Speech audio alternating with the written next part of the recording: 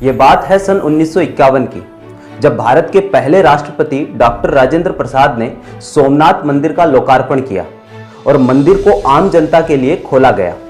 विदेशी शासकों द्वारा कई बार तोड़े जाने के बाद देश के गृह मंत्री रहे लौह पुरुष सरदार वल्लभ भाई पटेल ने अपने कार्यकाल में मंदिर के नवीनीकरण के लिए डिजाइन तैयार करने की जिम्मेदारी दी वास्तुकार प्रभाशंकर सोमपुरा को। अब आप कहेंगे कि देश में अभी बातें हो रही है राम मंदिर की और भैया आप सोमनाथ मंदिर की चर्चा कर रहे हैं। तो सोमनाथ मंदिर की बात आज हम इसलिए कर रहे हैं क्योंकि एक कड़ी है जो राम मंदिर और सोमनाथ मंदिर को आपस में जोड़ती है। तो आज की वीडियो में इसी कड़ी के बारे में बात करेंगे और बात करेंगे राम मंदिर के प्रस्तावित मॉडल के बारे में। नमस्ते, मैं हूं विकास कुमावत और आप देख रहे हैं द स्टोरी चैनल। तो सोमनाथ मंदिर, राम मंदिर, अक्षरधाम और ऐसे ही देश और विदेश के 200 मंदिरों को आपस में जोड़ने वाली कड़ी का नाम है प्रभाशंकर सोमपुरा। कौन है ये शख्स? राम मंदिर का 3 मंजिला और 5 गुंबद वाला मॉडल तैयार करने वाला वास्तुकार चंद्रकांत सोमपुरा के दादा है प्रभाशंकर सोमपुरा, जिन्होंने सोमनाथ मंदिर, बद्रीनाथ मंदिर और ऐसे ही कई प्राचीन मंदिरों का नवीनीकरण किया था। ये काम सोमपुरा परिवार कई सदियों से करता आ रहा है, यानी इनके पूर्वज भी यही काम करते थे और इनका मानना है कि वास्तुकारिता की ये विद्या इन्हें स्वयं भगवान विश्वकर्मा ने उपहार स्वरूप दी है।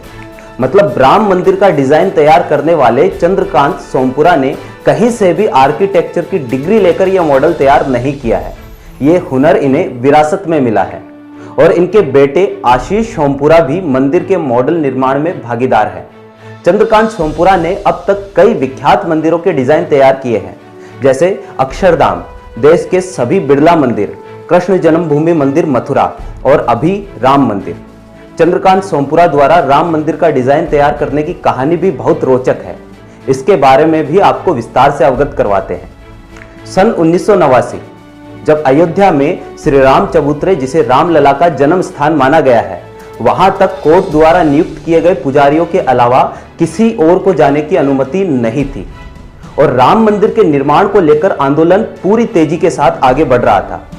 तो विश्व हिंदू परिषद की सिफारिश पर सोमपुरा को गर्भगृह तक जाने की अनुमति मिल गई, लेकिन बिना किसी इंचटेप और उपकरण के, क्योंकि कोर्ट ने उस समय मंदिर निर्माण को लेकर किसी भी प्रकार की रूपरेखा बनाने पर रोक लगा रखी थी। तो सोमपुरा ने अपने कदमों से मंदिर के गर्भगृह की जमीन को नापकर मंदिर के लिए 3 मॉडल तैयार किए, जिनमें से एक मॉडल को विश्व हिंदू परिषद ने स्वीकार किया और इस मॉडल का एक लकड़ी का छोटा प्रारूप बनाया गया, जिसे 1992 के कुंभ मेले में साधुओं के सामने सहमति के लिए रखा गया। फिर उस समय के प्रधानमंत्री पीवी नरसिम्हा राव ने सोमपुरा को बुलाकर मंदिर का ऐसा मॉडल तैयार करने को कहा जिसमें उस जमीन पर मंदिर और मस्जिद दोनों बनाई जा सके।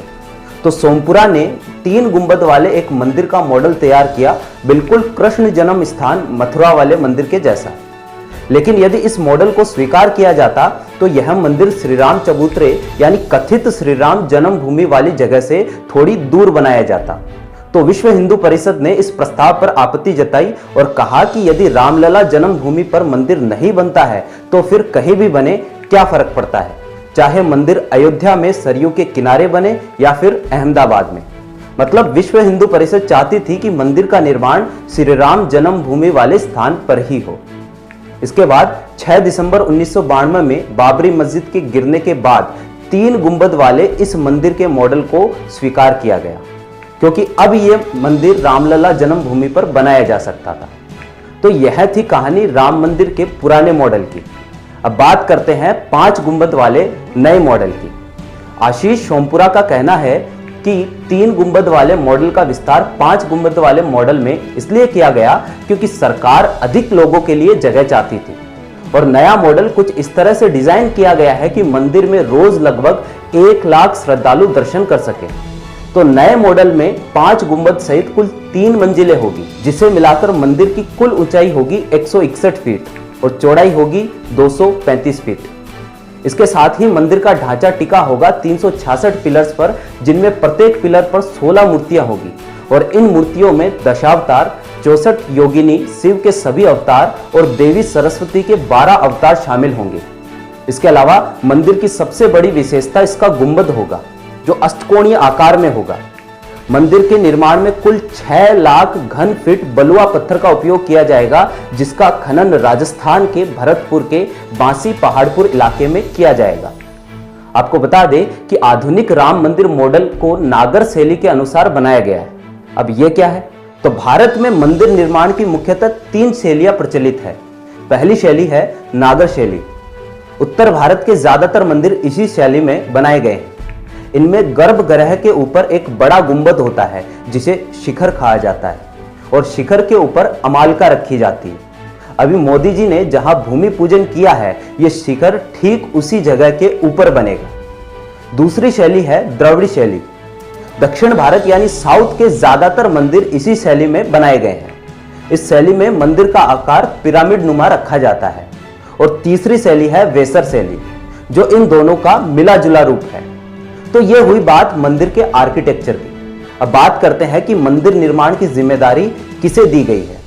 शुरू में विश्व हिंदू परिषद ने मंदिर निर्माण का ठेका 3 अलग अलग ठेकेदारों को दिया था, लेकिन अब इसकी जगह L&T कंपनी ने यानी लॉर्सन एंड टुब्रो ने ले ली है। ये एक भारतीय कंपनी है।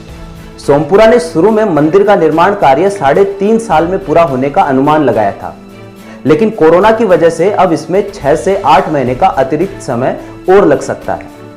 तो अब लगभग 4 साल का और इंतजार, फिर साकार होगा एक सपना जो करोड़ों लोग सैकड़ों सालों से देखते आ रहे हैं, राम मंदिर बनने का सपना। लेकिन इस सपने के साथ ही हम सबकी जिम्मेदारी बनती है कि बाकी धर्मों के साथ भी हम भाईचारा और सांस्कृतिक समागम हमेशा बनाए रखें। तो ये थी आज की हमारी स्टोरी। अगर आपको स्टोरी पसंद आई हो तो वीडियो को लाइक कीजिए और हमारे YouTube चैनल को सब्सक्राइब कीजिए। धन्यवाद।